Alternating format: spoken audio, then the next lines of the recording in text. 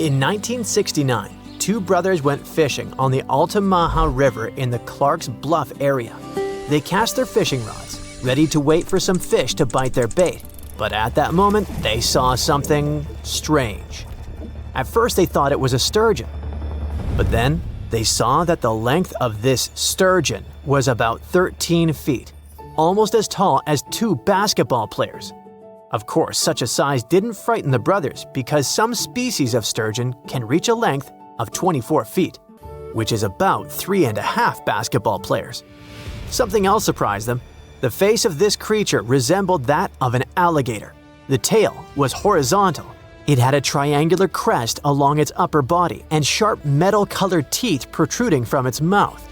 A creature that looked like a dinosaur was quite an unusual phenomenon for the time when Steven Spielberg was an aspiring young director and didn't even think about creating Jurassic Park. So, on that day in 1969, two brothers saw something elusive, like Bigfoot or the Loch Ness Monster. They saw a creature that had been the subject of stories for centuries, a creature that is being searched for even today. They met Altamaha. This is a famous in narrow circles monster that lives near the mouth of the Altamaha River in southeastern Georgia.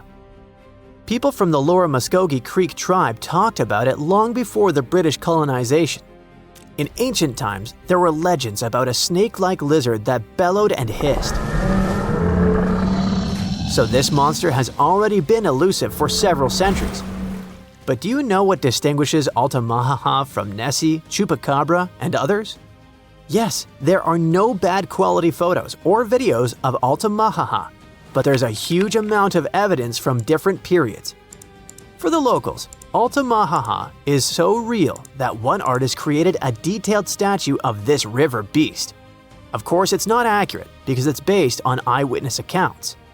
But you'll probably agree that it would be scary to see such a cute animal in the middle of the river while fishing. Almost all the stories are about a creature without hind limbs, but with front flippers, which swims like a dolphin, has a crocodile face, big eyes, and large, sharp teeth. It's gray or green with a whitish-yellow belly and a bony crest on its crown. And most interestingly, people have seen this creature in different sizes. Of course, when you see an unknown dinosaur-like thing, you can exaggerate its size or estimate it incorrectly, which explains the difference in statements. But there's also a probability that Georgia is home to a big family of Altamaha. One of the first people to see this creature and report it to a local newspaper was Captain Delano. On his schooner Eagle, he was sailing near St. Simon's Island, below the mouth of the Altamaha River, when he saw a creature about 70 feet long, which is almost twice the size of a school bus. Its body was like a barrel, and its head was like that of an alligator. It's possible that the captain greatly exaggerated the size of the monster because of the excitement, but several other people who were with him in the boat confirmed his words. From that moment on, reports of the river monster began to appear more often. Someone saw it flashing along the river. Others saw how it behaved defensively towards people. And some people reported that Altamaha was just basking in the sun. Just imagine its displeasure. Not only fishers met Altamaha. In the 20s of the last century, lumberjacks were crossing the river and saw a huge snake-like monster. In 1935, a group of hunters saw a creature they called a giant snake. In the 1940s, Boy Scouts encountered a similar creature. And in the 1950s, two employees from Reedsville State Prison saw it. For so many years, people have been meeting it, and no one has ever managed to catch the monster. Perhaps it's smarter than it looks and always very careful. Maybe people are afraid to touch it. Perhaps they consider it a national treasure and protect it. But one day, there was a case when Altamaha almost fell into a trap. In the summer of 1980, two men saw a monster wallowing on a muddy shore. It seemed like it was stuck and trying to get out. The witnesses said that the rough, dark-skinned creature had finally left the shore, dived into the water, and disappeared. Later that year, another man said he had seen something similar. A snake-like large creature with two brown humps protruding from the water. It dived into the water and churned the surface, like a boat while moving. Other witnesses catching crabs described Altamahaha as the largest eel in the world. Okay, stop! Many saw it in the last century, but what about more recent news? Is the monster still alive? Oh yeah.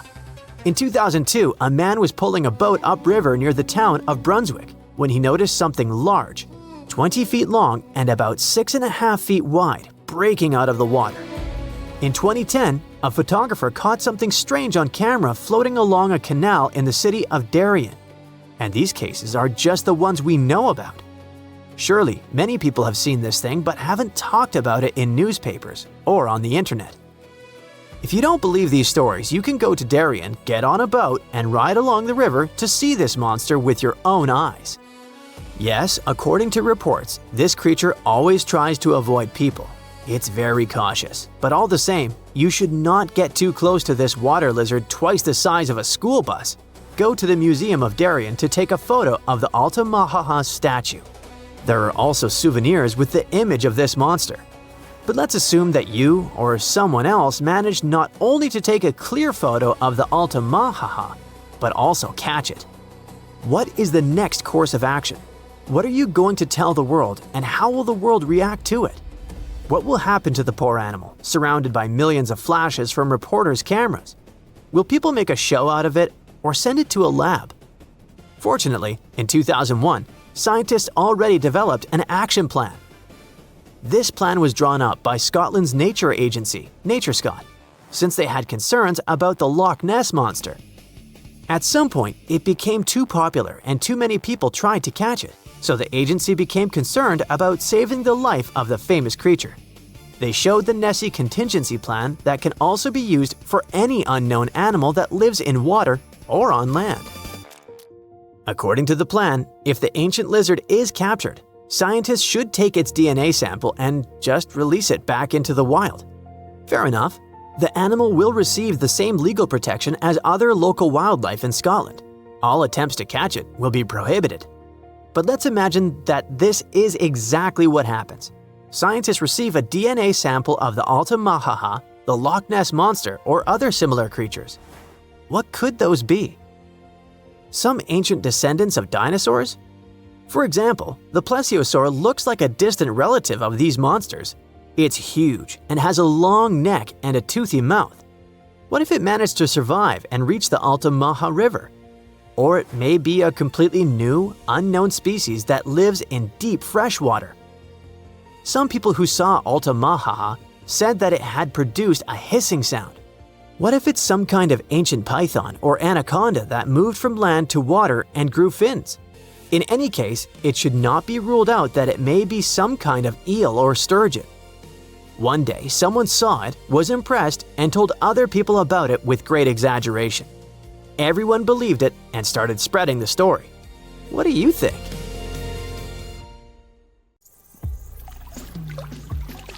Now, of course you know that the Amazon River is famous for its piranhas, bull sharks, and other creatures you don't want to meet.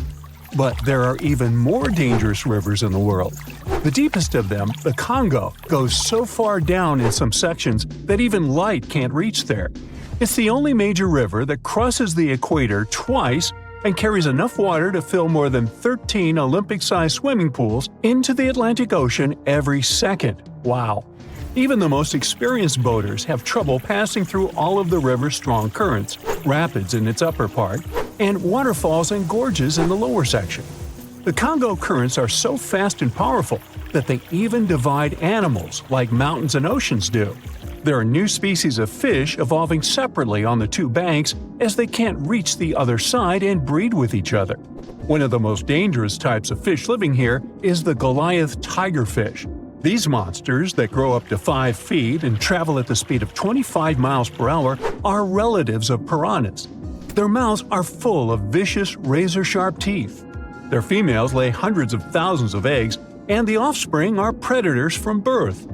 You have a good reason to fear the Goliath tigerfish, as they're the only freshwater fish in Africa that have attacked crocodiles and even humans. Okay, not swimming there.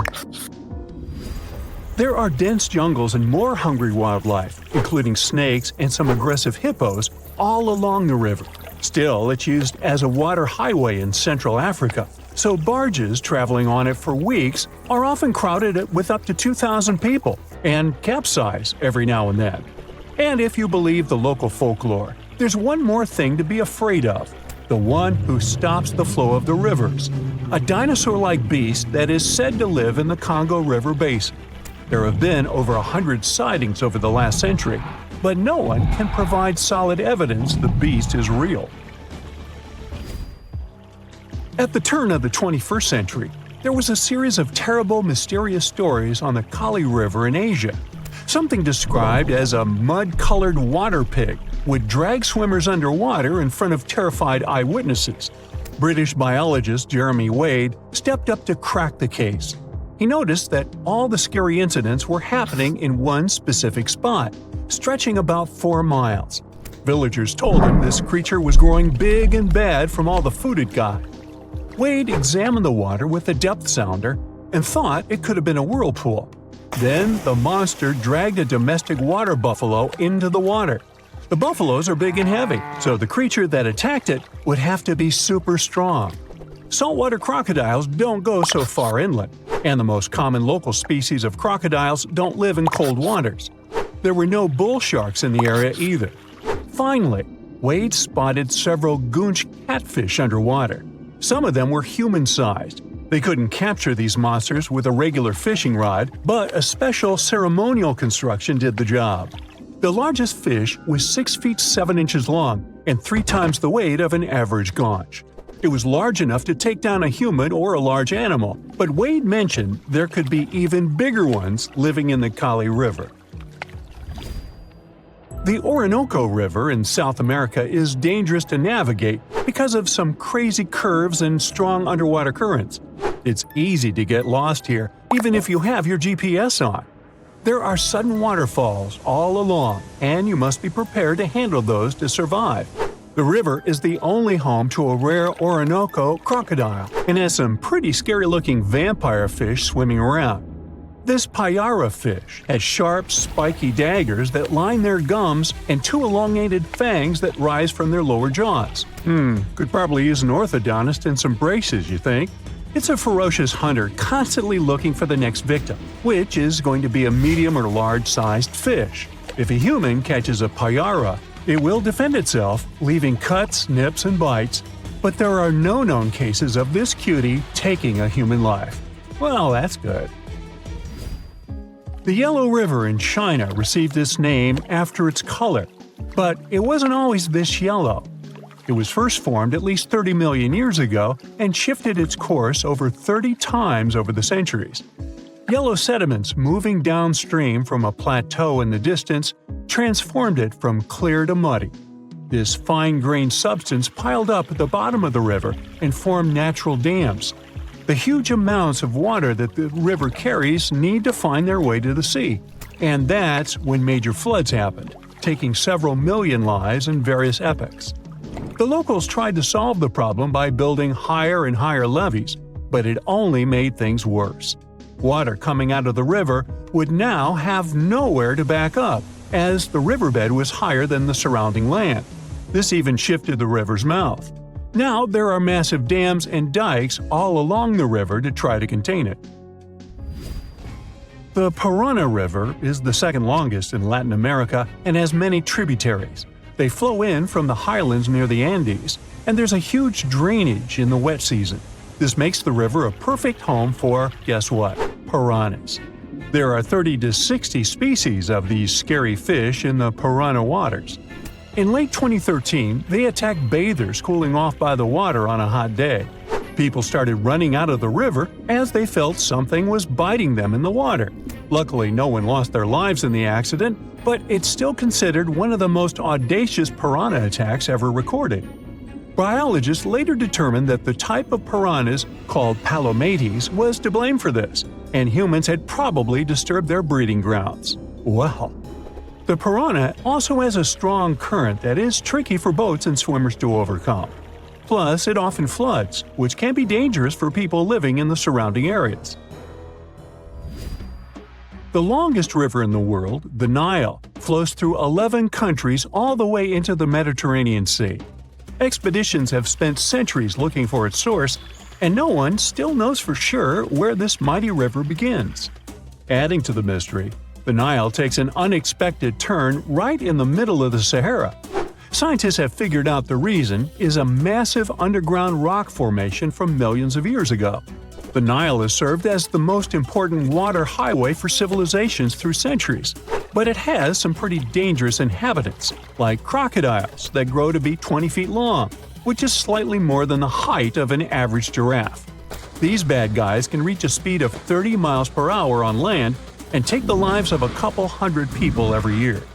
Hippopotamuses that also live here sometimes go after boats, and venomous snakes like the black mamba and the Egyptian cobra add to the mix. One of the most dangerous creatures on the Nile is the mosquito, as they carry around all sorts of diseases that affect hundreds of thousands of people. The Brahmaputra River in Asia carries waters from the mighty Himalayas. When the snows in the mountains melt, the river floods massively, causing landslides, displacing millions of people, and taking the lives of hundreds of animals in the nearby national parks. Such floods are also common during the monsoon season in India, from June to October, with heavy rains. The course of the Brahmaputra River is changed incredibly over the past 2.5 centuries. Erosion is another danger it's hiding. The banks of the river are mostly made of weak cohesive sand and silt, and even though the erosion rate has gone down, it is still the reason a lot of people lose their land and get displaced.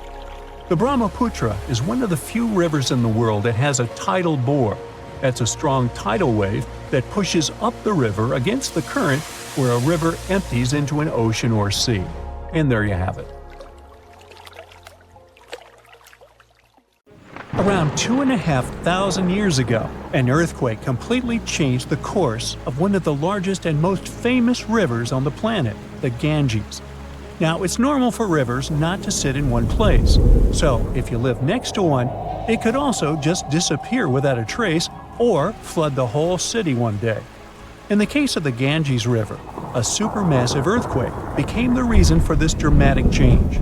Scientists say it might happen again, and it would be a huge problem for millions of people who depend on this river. The Ganges River starts as small streams in the Himalayas and travels a long way, over 1,500 miles. Along its journey, it meets other big rivers before all the water flows into the Bay of Bengal. The Ganges has the largest delta in the world among all rivers. Just like many other rivers in the region, it slowly changes its path over time. These changes, if they happen when a river wears away its banks, usually takes a long time, sometimes decades. Scientists have discovered that the Ganges-Brahmaputra river system has shifted several times over the last 6,000 years. When they looked at satellite images of the Ganges Delta, they noticed something interesting. There was a crescent-shaped dip in the ground about 28 miles away from where the river is flowing now. This depression was over 1 mile wide and stretched for many miles. They thought it might have been an old main channel of the Ganges River a long time ago.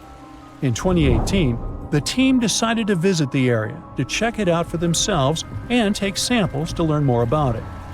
While driving back home, they noticed a pit where someone was digging dirt to create a pond. The next day, they planned to fill it with water, but the researchers spotted something strange in the dirt. There were vertical bands of light-colored sand mixed into the darker mud. These special layers are clues from the past. They show that an ancient earthquake made sand and water shoot up from below the ground and created sand volcanoes that were trapped in time. The scientists studied the sand and mud and figured out that these earthquakes happened around 2,500 years ago and were strong, with magnitudes of 7 to 8.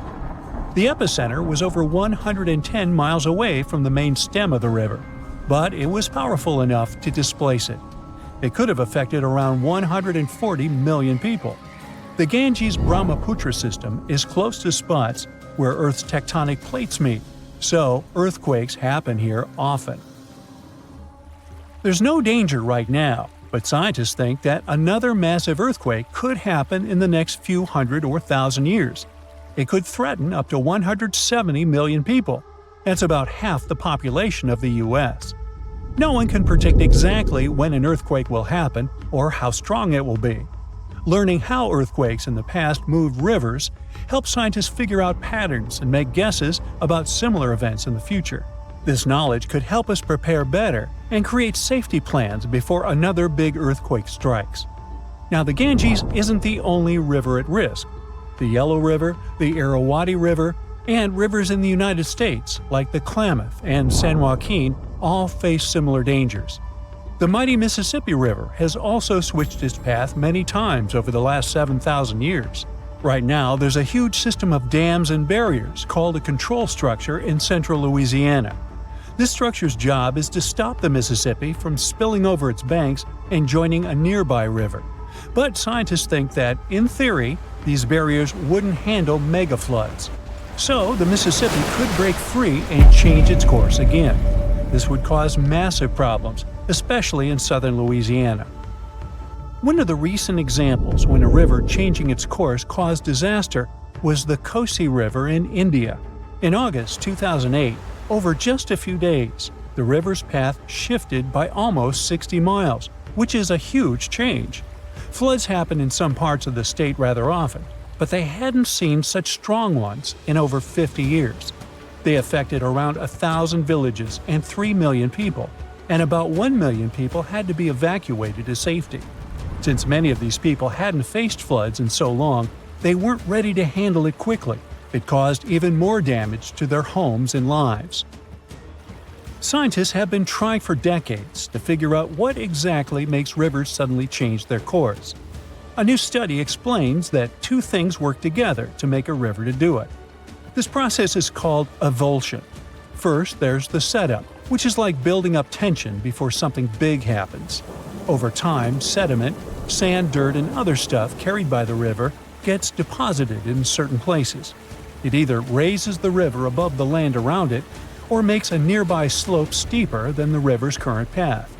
Then there's the trigger, which is like the final straw that makes everything happen. This trigger could be a big flood, an earthquake, or even something like a pile of logs blocking the water.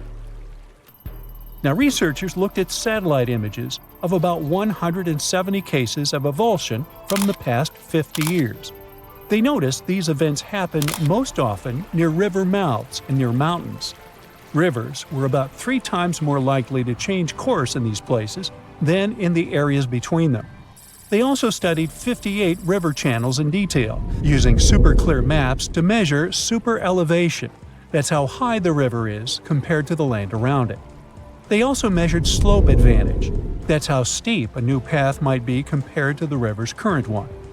They found that near mountains, rivers often pile up so much sediment that they become super elevated and spill over. But near river mouths, like in deltas, rivers need a steep slope advantage to break through the mud and form a new path. These two factors work together like a seesaw. If one is stronger, the other doesn't need to be as strong for an avulsion to happen. To figure out where a river might go if it changes course, the researchers created a smart computer algorithm. This tool uses maps to measure the terrain's steepness and the river's flow to predict where the river might move. They tested it on 10 past avulsions, and it correctly guessed the path every single time. Scientists hope they could use these findings to protect people living near rivers from sudden floods. Rivers changing course played a big role in creating one of the first organized administration systems in the world. Scientists found clues for this in the territory of ancient Mesopotamia. This name means the land between two rivers, and it was between the rivers Tigris and the Euphrates. People living there relied on these rivers for water, food, and transportation. Scientists wanted to figure out how these sudden changes in these rivers affected ancient people. To do this, they used two kinds of maps. The archaeological maps show how ancient cities grew over time, including what types of buildings people built. Certain buildings, like big palaces or city walls, could show when each city first had an organized administration. The second kind of map showed where the Tigris and Euphrates rivers flowed long ago.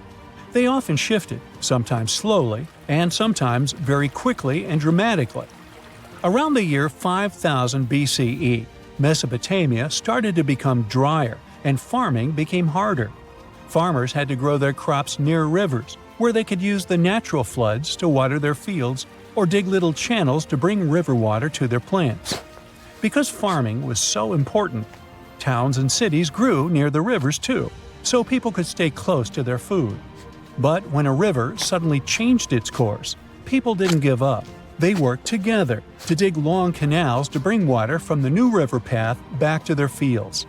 The canals helped them get water again, and the administration buildings showed they were organizing as a community to solve big problems together.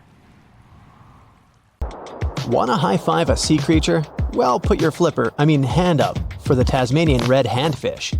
This fish doesn't swim like a fish. It walks. It uses its flipper-like hands to stroll around on the ocean floor. These bottom walkers are disturbed by swimmers and boats a lot. Some people even want to take them home as pets. I think it's better to just give them a wave and swim on by. The vampire squid. Its species name is Vampiroteuthis infernalis, which translates to vampire squid from hell. Oh yes, this vampire squid means to terrify everyone with its name, its dark red color, its spikes at the bottom, and the scary fact that it can basically turn itself inside out. The vampire squid loves putting on a good show, but it's as harmless as a kitten is to humans. It's as if Dracula scared the pants off you, but he didn't have blood-sucking fangs. The vampire squid feeds on food particles from plants and animal matter floating near the ocean's surface. Since they're not predators, they need good defensive strategies, and their vampiric look is designed to ward off large creatures who want to eat them. Turning themselves inside out is a defensive mechanism since the spiky areas in the inner skin are more intimidating. They also shoot out a substance that does not have color, but is packed with bioluminescent particles to distract predators. The vaquita. Going out on a boat off the coast of Mexico sounds like the perfect vacation. The sun, the blue water, the most endangered sea creature. Wait, what? The vaquita isn't dangerous, but don't expect it to stick around to say hello or sign any autographs. It's incredibly shy. This little cow, that's what it means in Spanish, is one tiny sea mammal. With those black markings around its eyes, it looks more like a sea panda to me. Seeing one should make you feel very special. They're on the brink of extinction, mostly because they got caught by accident in fishing nets. It's estimated that there's only 10 left in the wild. The blue dragon. This little creature looks like something out of a kid's fantasy movie. It's called the blue glaucus, casually referred to as the blue dragon or blue angel. It can be found in many places, the Atlantic, Pacific, and Indian Oceans. It's kind of a mollusk and it only grows to be about an inch long. What you think is the back is actually the mollusk's bright underbelly. It regularly floats on its back so that its blue colors help it camouflage with the water's waves. The blue dragon isn't just pretty, it's also smart. It usually feasts on Portuguese man-o'-wars, also known as Physalia physalis. The blue dragon stores their stinging cells for later use, in essence, stealing their defensive mechanisms. When the blue dragon is threatened, it releases those stinging cells it stored, directing them at an enemy to sting them with more power than the Portuguese man-o'-war would have been capable of. As they can store a huge amount of stinging cells, they can be a threat to humans. So, if you find one, don't pick it up. It's best to admire it from a distance. The barrel-eye fish. If you ever wanted to have Superman's X-ray vision, looking at the barrel-eye fish will make you feel like you gained that superpower at some point in your life without even realizing it. The barrel eye has a transparent head, so you can see how their eyes and brain look inside. This magnificent creature lives in the deep sea. This is the lowest level of the ocean, where strange creatures roam in near-freezing temperatures and constant darkness. They're exposed to water's pressure that's almost 1,000 times that of the surface.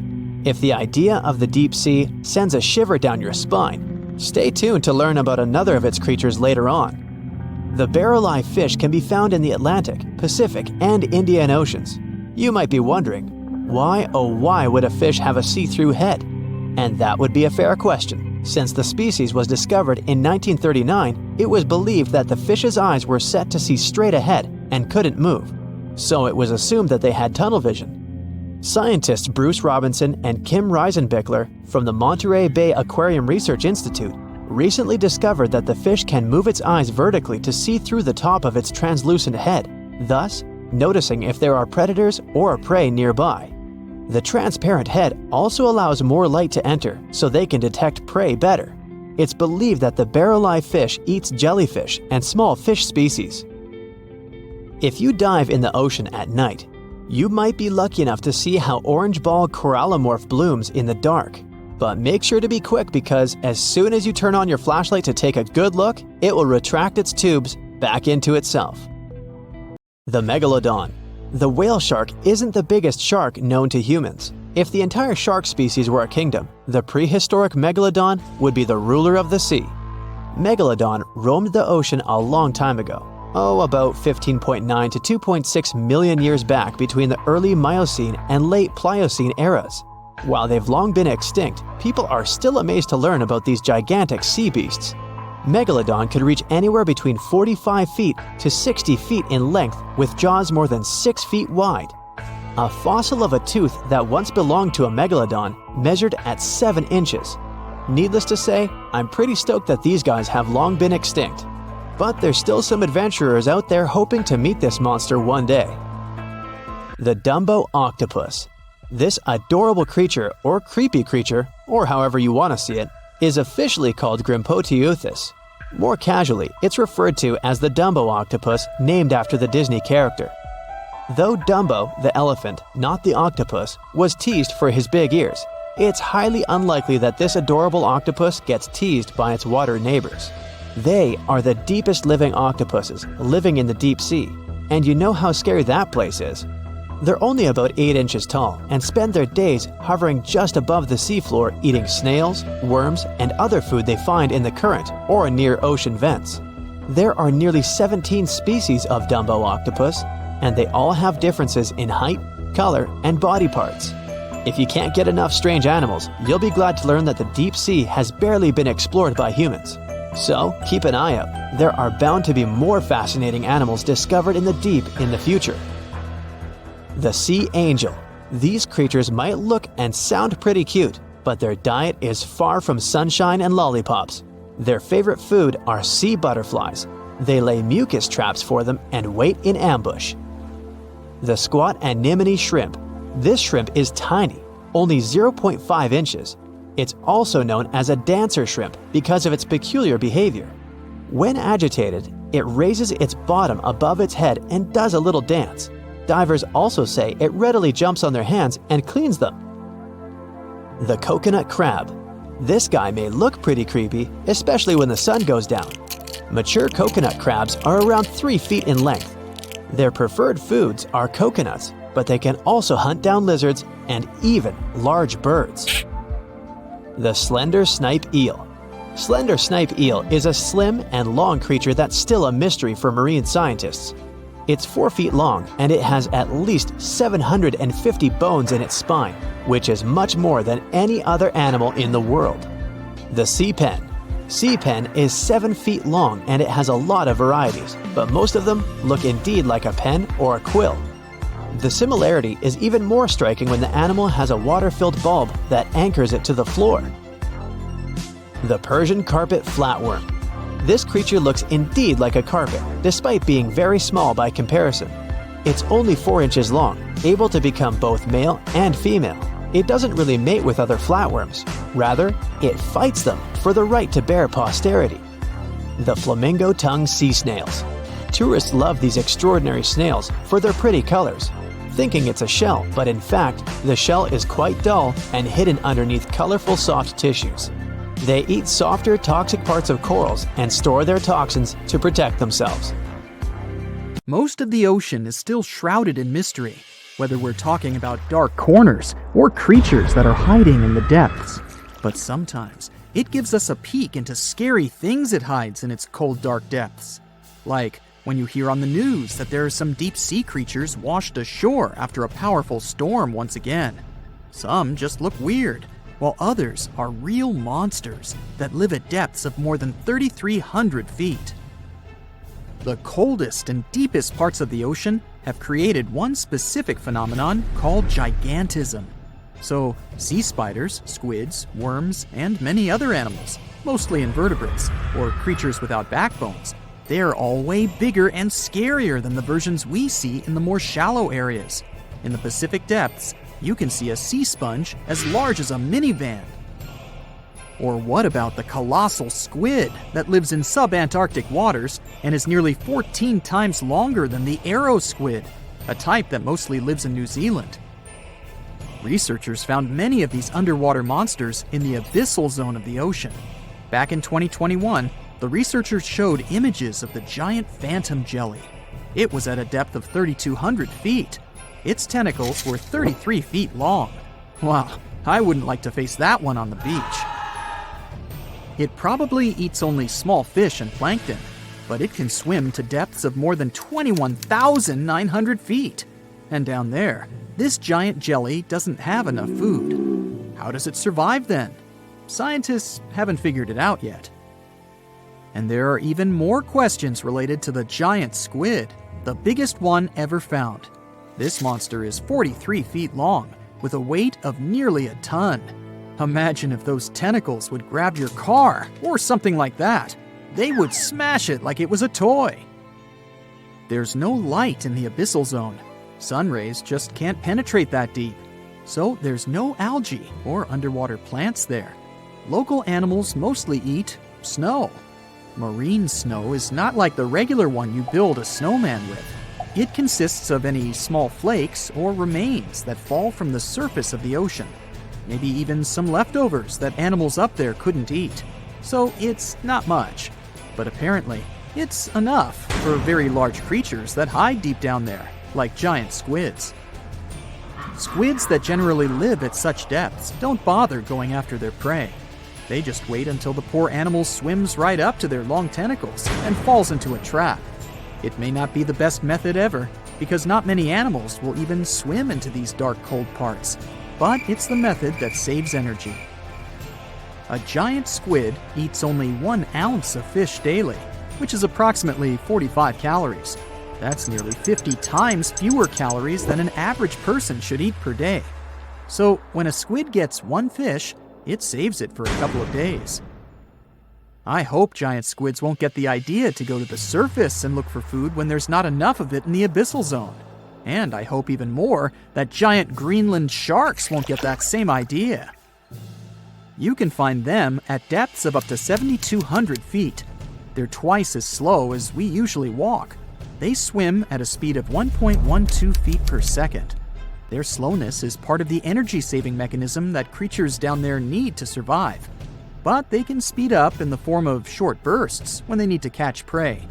But they kinda change their diet from predator to scavenger, considering their environment. There will be more leftovers falling from the surface than animals to go after. Greenland sharks grow just 0.4 inches per year, and they're mostly 20 feet long, which means they live for a very long time. Sometimes up to 400 years. They also have a slow metabolism, and that's one of the main factors for their long life, too. Greenland sharks like to spend their time in cold waters. They're adapted to that, since their tissues have specific chemical compounds that prevent the forming of ice crystals all over their body. That means they have some sort of natural antifreeze. So, what makes them so big? Scientists are still not sure, but some theories try to explain it. There's this thing called Kleiber's rule that says bigger animals tend to be more efficient. Just take a small fish and compare it to a whale with a mass hundreds of times bigger. The whale has a greater metabolism. It conserves energy more efficiently and loses less of it to the surroundings through heat. Moving on, bigger animals can ingest bigger prey. They're more likely to go through tough issues in their environment or defend themselves from predators going after them. Also, the body gets bigger when temperatures are lower. The Greenland shark is a perfect example. So are giant sea spiders. Sea spiders are generally common, and you find some very small ones at 0.04 inches. But in deeper parts of the Antarctic, they become 3-foot-long giants. They grow so big because the cold water has more oxygen. That way, more of it diffuses into the animal's body, and that allows it to grow bigger. Yeah, both as a creature and a nightmare. And how about this giant tube worm? Researchers found it accidentally while they were exploring the mysteries of the Pacific Ocean floor. They stumbled upon unusual hydrothermal vents. Volcanic heat is a thing that gets them going. As water seeps down through faults or cracks in the rock, these vents change their direction. When the water gets out of the vent, it's rich in different minerals and chemicals. Most animals wouldn't survive being around this toxic soup of chemicals, but not these tube worms. They came as a true surprise, because not only are they not bothered by these toxic vents and the almost boiling temperature of the water, but they developed entire ecosystems there. They're unique because they don't need sunlight to survive. Instead, small bacteria are their main source of energy. That bacteria gets their energy directly from these toxic chemicals. So it's not photosynthesis, but a process called chemosynthesis. And these tube worms don't have mouths. These bacteria live inside them. Strange story, huh? Plus, these scary worms reach up to 8 feet. Giant isopods are no better either. They lurk at the depths of the ocean of 1,640 feet or more below, far away from the sunlight, looking like some monstrous wood lice. They spend most of their time on the seabed, hoping to find some food falling from higher levels of the ocean. Check out their small hooked claws at the ends of their legs. Isopods use them to remain more stable while moving around the ocean floor. Since there's no light, they have long antennae that help them feel their way around. These sensory antennas are about half the length of their body. Giant isopods have pretty big eyes compared to their body size, too.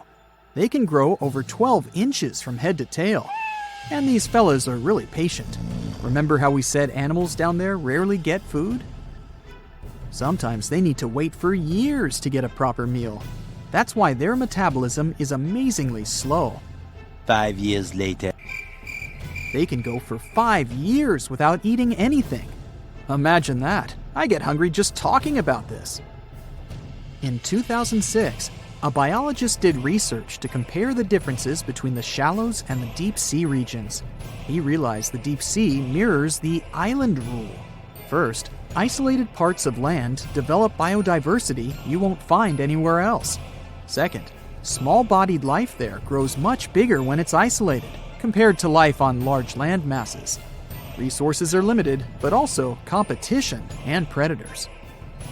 And we don't know much about these deep-sea creatures. It's too expensive and too complicated to carry out such research, so we'll just wait for more raging storms to show us at least part of the monstrous world cold ocean depths hide. From thousands of dollars worth of treasure to brand new phones and ancient cities, let's dive into the water and see what we can find. Imagine going to the river to enjoy a boat ride. Who wouldn't want to take a couple of pics to make the memories of this trip last forever? Oops, the water split. Luckily, you've taken precautions and put your gadget in a waterproof bag. But what if you drop your phone to the bottom of the lake along with this case? This is what happened to some people. A scuba diver and a YouTuber dived into a river popular with tourists and lost some of their gear worth $20,000, including new iPhones and some jewelry. Oops. You might be familiar with the image of a car getting pulled out of the water, either from the movies or TV news. Large cargo vessels sometimes sink, and trucks inside them go along. That's what happened with the Thistlegorm wreck.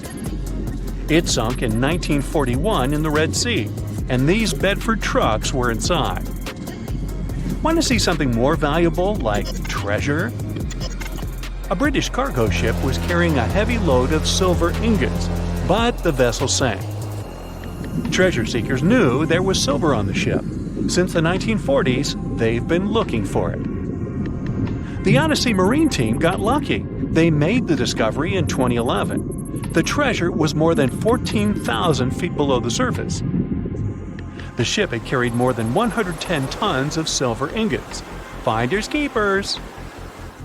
The Odyssey team kept 80% of the treasure and gave 20% to Her Majesty's Treasury. Of course, there were more items on the ship, like letters, teapots, and silk sheets.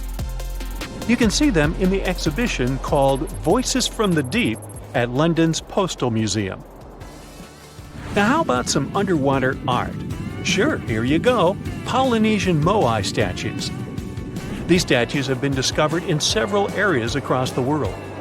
For instance, Easter Island is full of different size statues, but many of them can also be found in Cancun, Isla Mujeres, and Punta Nizu, Mexico.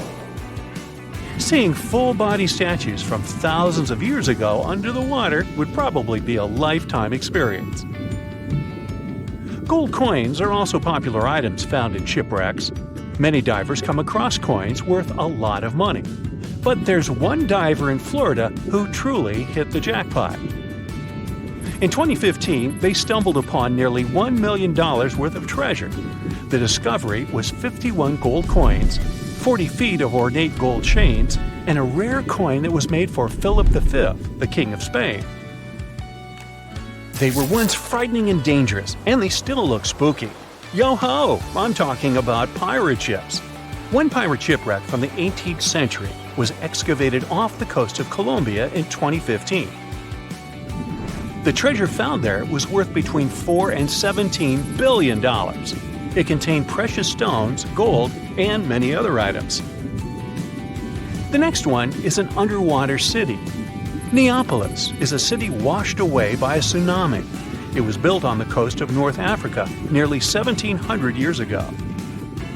Divers uncovered the city's remains in 2017. Researchers have also discovered Roman columns, as well as household goods and tools. Now, let's go all the way back to 1503. Portuguese explorer Vasco da Gama was fighting a storm when he lost his ship Esmeralda. The ship was discovered in 1998, but it had to wait for more than a decade to be excavated. Researchers found navigational tools there. They didn't have as much value as Spanish gold, but they were historical treasures. Now, in Amsterdam, they fish for bikes in canals. 1/3 of working Amsterdammers cycle to work. Others use their bikes for different purposes, like exercising, going shopping, and so on. There are more bikes in Amsterdam than permanent residents. Unfortunately, many bicycles and even some cars end up in Amsterdam's canals. The fact that Amsterdam has 165 canals with a combined length of 60 miles doesn't make the authorities' job easier. Obviously, the owners don't throw their bikes into the water. Bikes can end up in the canals because of strong winds, vandalism, theft, or by accident. Every year, authorities fish up between 12,000 and 15,000 bikes. Our next one is a lost city. Heraklion was ancient Egypt's gateway to the Mediterranean. It became submerged and hidden under the sand. This city was famous. Maybe you've even heard about it. It was mentioned in the legend about Helen from Sparta and Paris from Troy. So, how was this ancient city discovered? In the early 2000s, a team of divers found a huge fragment of rock on the seabed and took it up to dry land. It turned out that it was a piece of the statue of Hapi, who was the lord of the river of ancient Egyptians. The team continued searching and found 6 other pieces. Around them, they saw temple ruins, pieces of pottery, jewelry, coins, oil lamps, and so on. Even an old copy of the New York Times. Nah, not really. Granada Underwater Sculpture Park is the world's first, what else, underwater sculpture park. Why is this park so special, besides being located in the beautiful waters of the Caribbean? You can see the park on a snorkeling or scuba diving trip. The sculptures are about 9 to 16 feet underwater.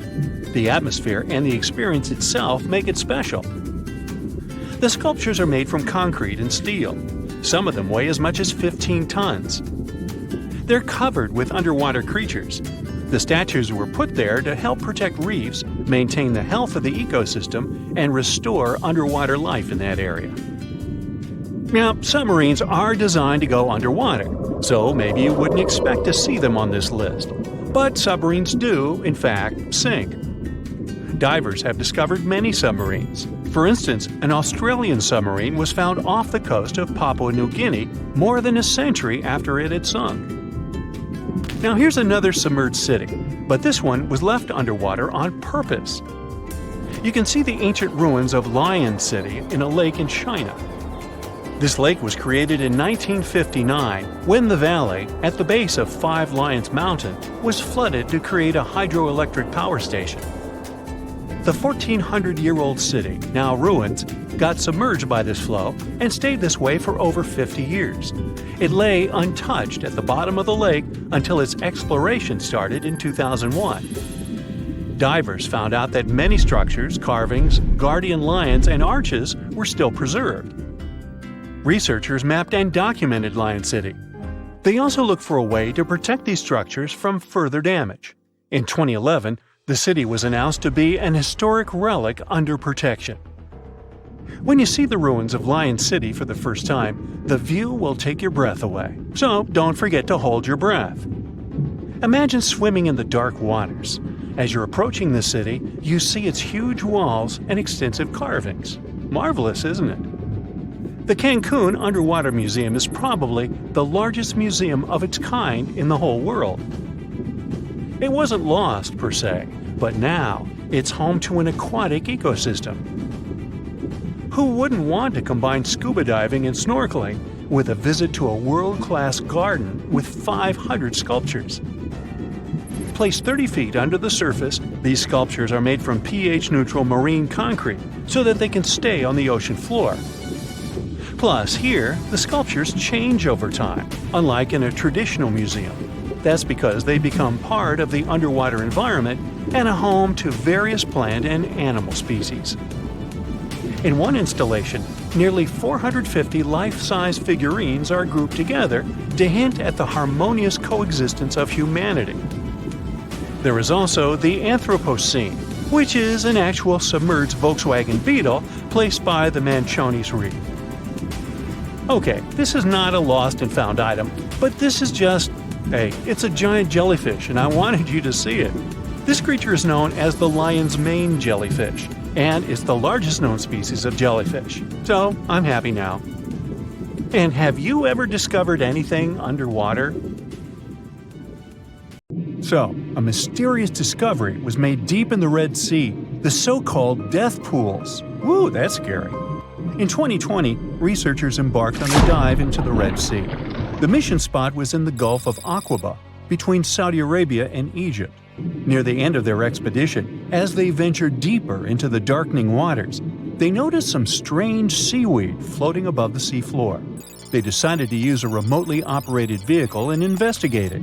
Suddenly, they discovered these strange, motionless lakes of water within the sea. These are called brine pools. They're basically pockets of salty water deep on the ocean floor. And when I say salty, I mean it. Sometimes they're up to 8 times saltier than the ocean water itself. Mysteriously, they don't mix well with the surroundings. They formed millions of years ago, sometime during the Miocene epoch, back when weird creatures roamed the earth, like me, and deeply buried mineral deposits dissolved into the water. The largest pool spans about 170,000 square feet. Meanwhile, 3 smaller ones are under 107 square feet each. At first, this discovery didn't seem that scary. But here's why they're so horrifying. Not only are they disgustingly salty, they also lack oxygen. Now hold on a sec, isn't that normal for something that's underwater? Well, it turns out the Earth's waters are full of oxygen, and at least half of this element on our planet comes from the oceans. Just like plants on land, marine plants, such as phytoplankton, seaweed, and algae, munch on sunlight and produce oxygen through photosynthesis. They release lots of it into the surroundings. Marine life then eats half of it, so only about a quarter of the oxygen that we breathe actually comes from the oceans. Just like us, sea creatures need this element to survive. Without it, they can't breathe and support their metabolism to live. That's why these pools are super dangerous for most of them. It's like a puddle of thick syrup for bugs. When they get in, the poor things immediately suffocate and pass away. Which is why the pools are surrounded by a graveyard of marine animals. But let's see how these things can exist in the first place. Have you ever tried making ice cubes from salty water? Spoiler, it's pretty hard. When you add salt, the water gets harder than usual to freeze, a phenomenon that has a funny name, freezing point depression. Oh, that's because salt interferes with the hydrogen bonds between water molecules. As it finally freezes, stuff like particles, dirt, or dissolved salts get pushed out to the sides. As a result, the salt's kind of squeezed out of the ice crystals and gets trapped near the edges in small bubbles or pockets. Something similar happens in the ocean when seawater starts freezing under super cold polar caps. The salt doesn't freeze with the water. Instead, it gets pushed out, forming a super salty cold liquid, the brine. And then it sinks down to the ocean floor. On a large scale, all this process also helps currents to form. Despite being so dangerous, the pools are still full of microbial life because microbes couldn't care less, they'll survive anywhere. There are literally thick mats of them in the brines. There are also some salt-loving creatures, like shrimps and eels, hovering around the pool's edges. They're being super creepy, waiting to catch unsuspecting prey that ventures too close to the toxic death pool. Ew. Well, it sounds icky, I know. But this discovery gives us some fascinating insights into how life might have originated on Earth.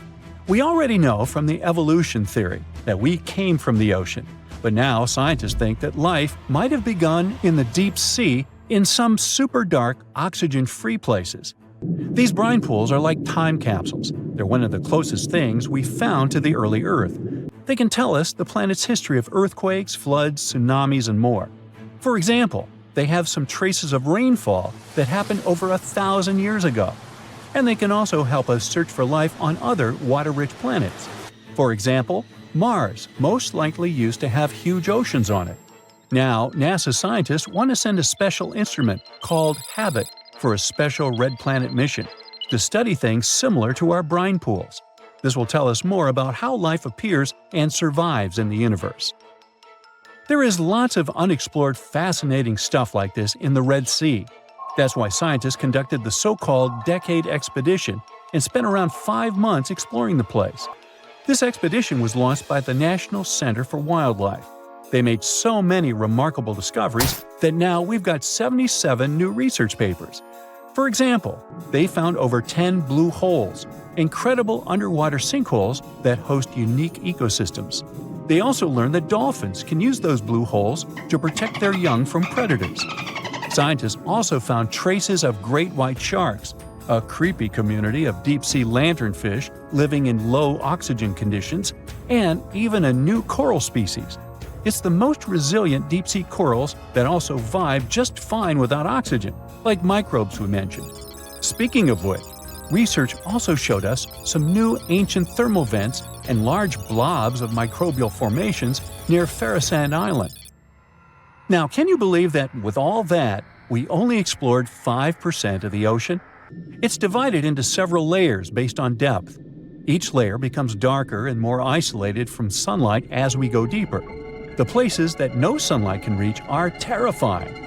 Now, the fun, cute layer with dolphins and turtles is called the epipelagic or sunlight zone. It's so tiny, but even this layer is about 650 feet deep.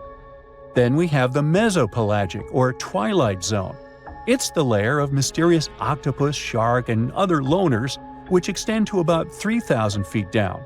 And then the horrors begin after this one. We encounter the bathypelagic or midnight zone.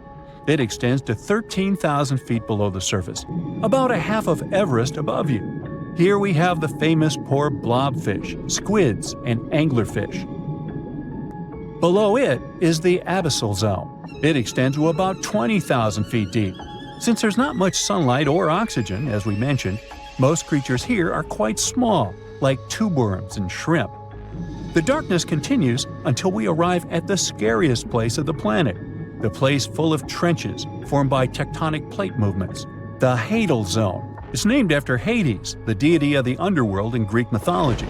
Just like Hades' realm is dark, remote, and guarded, the Hadal Zone is the deepest and most depressing part of the ocean. It starts at depths of around 20,000 feet and can go down to 36,000 feet and more. The famous Mariana Trench also belongs to this zone. Only 3 people in history have ever explored these depths in person. making it one of the least explored and most mysterious places on our planet. However, despite crazy high pressure, near freezing temperatures, and complete darkness, there are still things who manage to survive here. Guys like amphipods, which are critters who feed on dead material sinking from above, and the hadal snailfish, which lives as deep as 27,000 feet. So scientists used to assume that if there's no sunlight, there wouldn't be that much oxygen around.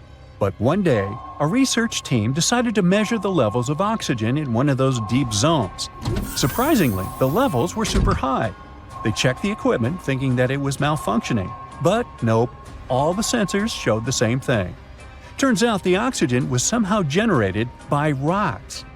These small potato-sized rocks on the seafloor are called polymetallic nodules. They're rich in metals like copper, nickel, and cobalt, and they're basically like small batteries. When you put a battery in salt water, it can produce bubbles of gas, a process called electrolysis. In the same way, these rocks create tiny electric currents, which are powerful enough to produce the same gases, splitting water molecules into hydrogen and oxygen. It's the first time we saw oxygen being produced by some non-living minerals. This is what scientists now call dark oxygen. It turned out that about half of large marine species, or megafauna, were living just on dark oxygen alone. All these discoveries are reshaping our understanding of where and how life could evolve. It means that we might be able to find life on other planets or satellites with low oxygen conditions, like Enceladus and Europa, the moons of Jupiter and Saturn, and they have large bodies of frozen water on them. Wow! So imagine stumbling upon a creature so huge it could dwarf even the largest known marine animals today. Scientists discovered the fossils of this beast on England's coast and believe it once ruled the waves. The new species was named Ichthyotitan severnensis, but thankfully for me, scientists nicknamed it the little stock monster. Its estimated lengths range from 72 to 85 feet long, almost as big as a blue whale. Megalodon can't even compare to this. It was only about 60 feet long.